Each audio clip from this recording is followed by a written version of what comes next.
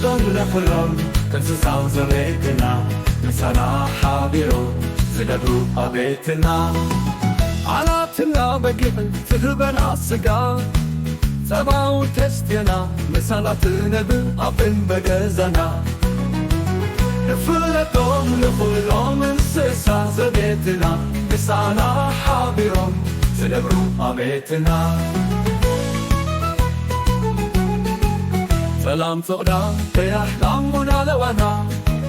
ልክዕ ከማነና ጠላት ክመክር ጸባ ተስቴና ስጋ ተብልዓና ንፍለጦም ንኹሎም እንስሳ ዘቤትና ምሳና ሓቢሮም ዝነብሩ ኣብ ቤትና ገዛና ዝሕልሉ ከልዩን ኣለና ምሳና ዝፃወት እሙን ከም ዓርክና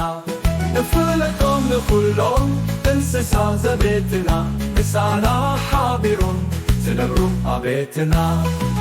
ጽቡቕቲ መልክዓ ድሞላትና ብኣንጭዋ ገዛና እትሕውልልና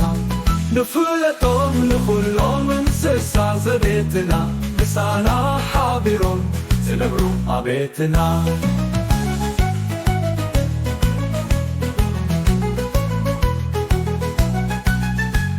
ካብ ዓዲ ናብ ዓዲ ዘጓዓዘና ምሳና ዝነብር ፈረስ እውን ኣለና